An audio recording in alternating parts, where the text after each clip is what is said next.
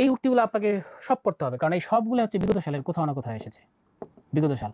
এখানে কবির কিছু গানও আছে, বিখ্যাত গান, আবার কবির কিছু কবিতাও আছে। ২ টা এখানে আছে। যেমন আপনারা পড়েছেন, আমারও পরানো যাহা চায় তাহা তাই, লক্ষ লক্ষ প্রশংসাকে একটা সত্য দিয়ে তিনি লিখে দিয়েছেন, কোটি কোটি কথাকে আমারও পরানো যাহা চায় তুমি তাই। আবার দেখেন, আমরা যখন প্রেমে পড়ি তখন আমাদের যে কেমন করে কইতেও পারি না, সইতেও পারি না, ব্যাখ্যা করা যায় না। তাই রবীন্দ্রনাথ ব্যাখ্যাও করেন নাই।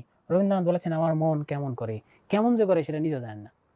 কত সুন্দরভাবে লিখেছেন আমার মন কেমন করে, আমরা কই আনচান আনচান করে, বাইরম বাইরম করে, টুমটুম করে, কিন্তু রবীন্দ্রনাথ কিছুই বলেন নাই। তিনি বলেছেন আমার মন কেমন জানি করে।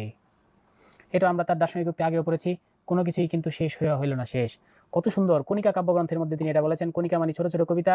কণিকা কাব্যগ্রন্থে তিনি বলেছেন শৈবাল দিগিরি কহে উচ্চ করে শির, লিখে রেখো এক ফুটা দিলেম শিশির। এটা আবার পরীক্ষায় আসে, এটা দ্বারা কি বোঝানো হয়েছে? তাহলে অ্যান্সার হবে এটা দ্বারা বোঝানো হয়েছে অকৃতজ্ঞতা। দেখেন একটা শৈবাল, শৈবাল বেঁচে আছে কিসের উপর? শৈবাল বেঁচেই আছে কিন্তু দিঘির উপরে। তারপরও সে একদিন শিশির হইল, রাতের বেলা শিশির হইল, একটা শিশিরের ফোঁটা এই শৈবাল থেকে দিঘির উপরে পড়ল। তখন এই শৈবাল দিঘিকে স্মরণ করিয়ে দিল, এই দিঘি মনে রাখো, তোমাকে কিন্তু আমি এক ফোঁটা শিশির দিয়ে ঋণী করে দিলাম।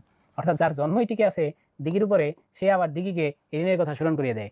অকৃতজ্ঞতা। কত গভীরভাবে এই দেশকে তিনি দেখেছেন, প্রকৃতিকে দেখেছেন।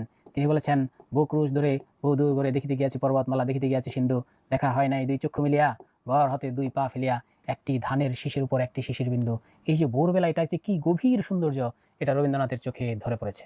আমরা ইতিমধ্যে পড়লাম তার শেষ লেখা কাব্যগ্রন্থে রূপনারায়ণের কুলে, এটার মধ্যে তিনি বলেছেন সত্য যে বড় কঠিন, সেই কঠিনেই ভালোবাসিলাম, সে কখনো করে না কোনো বঞ্চনা। কি এক অসাধারণ কথা, চিন্তা করছেন? সত্যকে তিনি কিভাবে আঁকড়ে ধরেছেন। সত্য অনেক কঠিন, অনেক নির্মম, এবং তিনি বলেছেন আঘাতে আঘাতে চিনিলাম আপনারে, সারা জীবন তিনি আঘাতেই পেয়েছেন। তারপর বলেছেন সেই কঠিনেরই আমি ভালোবাসিলাম, সে কখনো করে না বঞ্চনা। আর বাঙালি সম্পর্কে আমরা ইতিমধ্যে আগেও পড়েছি, তার বঙ্গমাতা কবিতায় চৈতালি কাব্যে তিনি বলেছেন রেখেছো বাঙালি করে মানুষ করণে, বিখ্যাত উক্তি। একটা তাল গাছের বর্ণনা তিনি কিভাবে দিয়েছেন, কত সুন্দরভাবে দিয়েছেন। আমি ভাবতে পারি একটা তাল গাছকে এইভাবে বর্ণনা করা যায়। তিনি বলেছেন তাল গাছ এক পায়ে দাঁড়িয়ে সব গাছ ছাড়িয়ে উঁকি মারে আকাশে। এটা কেবল রবীন্দ্রনাথের পক্ষে সম্ভব, একটা তাল গাছকে এত সুন্দরভাবে তুলে ধরা। তিনি দেখেন তার অনন্ত প্রেম কাব্যগ্রন্থ, অনন্ত প্রেম কবিতা, এই অনন্ত প্রেম কবিতাটা কিন্তু বহুবার পরীক্ষা এসেছে, বহুবার। মানসিক কাব্য থেকে এটা নেওয়া হয়েছে। তার অনন্ত প্রেম কবিতায় তিনি বলেছেন তোমারই যেন আমি ভালোবাসিয়াছি শত রূপে শতবার, জনমে জনমে, জনমে জনমে মানে কি, এ জনমে তোমাকে ভালোবাসি, যদি মরে আবার আসি তবু তোমাকে ভালোবাসি, যদি মরে আবার আসি তবু তোমাকে ভালোবাসি, জনমে জনমে যুগে যুগে অনিবার। কত গভীর কথা। অনেকে বলেন এটা হচ্ছে রবীন্দ্রনাথ তার বৌদি সম্পর্কে বলেছে, তার বৌদিকে ভালোবেসে তিনি এটা লিখেছেন। রবীন্দ্রনাথের একটা বিখ্যাত কাব্যগ্রন্থ আছে পুনশ্চ, সেই পুনশ্চ কাব্যগ্রন্থ গদ্য ছন্দে রচিত, ওটা সে বাসি কবিতা। এই বাসি কবিতার মধ্যে তিনি একটা থাকে, আপনার কেরানি থাকে, সেই কেরানি একজনকে ভালোবাসে, কিন্তু কেরানি অনেক টাকা কম থাকে, তাই কেরানি কিন্তু ভালোবেসে বিয়ে করতে গিয়েও করে না, ভাবে যে আমি বউরে কি খাওয়াবো, এই ভেবে সে কিন্তু বিয়ের আসর থেকে পালায় চলে আসে সেই কেরানি। কিন্তু পালায় আসার পর যখন সে রাতে একা হয় তখন সে বলে ঘরেতে সে এলো না, ঘরেতে এলো না সে তো মনেতে তার নিত্য আসা যাওয়া। এই কথাটা মানে হচ্ছে আমি বিয়ে করে, আমি যাকে ভালোবাসলাম তাকে বিয়ে করে ঘরে আনতে পারলাম না, ঘরে আনতে না পারলেও সে কিন্তু আমার মনের মধ্যে নিত্য আসে আর যায়। নিত্য আসে যায় মানে কখনো মনে পড়ে, কখনো সে কাজে ব্যস্ত থাকে, এটা দ্বারাই বুঝাইছে। তাই সে কত সুন্দর কথা দেখেন। এভাবে কি আমরা কখনো ভেবেছি? আমরা বলি শেখা খেয়েছি, দেবদাস হয়ে গেছে, বংসং। রবীন্দ্রনাথ বলেছেন ঘরেতে সে এলো না কিন্তু মনে তার নিত্য আসা যাওয়া। আর এখন আমাদের বর্তমান প্রেম হয়ে গেছে উল্টাটা ভাই। বর্তমান প্রেম হয়ে গেছে মনেতে সে এলো না কিন্তু ঘরে তার নিত্য আসা যাওয়া। কেউ মাইন্ড করবেন না।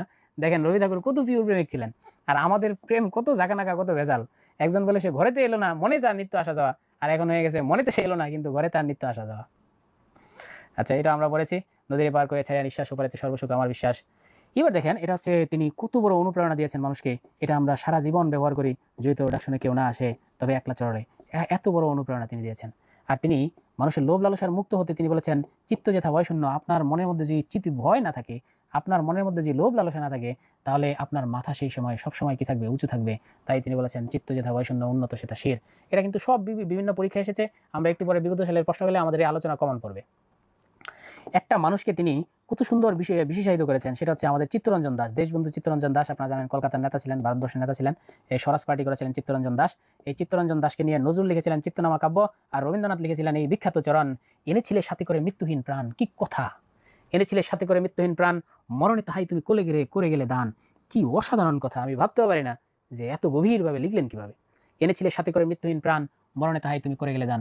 আর আমরা বললে কি বলি, হে চিত্তরঞ্জন দাস তুমি অমর, কিন্তু তিনি কত সুন্দর বলেছেন। আর এটা দেখছি তার প্রেম সম্পর্কে তিনি পিওর প্রেমের কথা বলেছেন যাহা পাস তাহাই ভালো, হাসিটুকু কথাটুকু নয়নের দৃষ্টিটুকু প্রেমের আভাস, সমগ্র মানব তুই পেতে চাস, কি আছে তোর, কি পারিবি দিতে, পারিবি কি মেটাতে জীবনের আশা ভরসা কখনোই মেটানো যাবে না। তাই মানব দেখলেই খামচে ধরা যাবে না, শুধু দূর থেকে ভালোবাসতে হবে। আমারও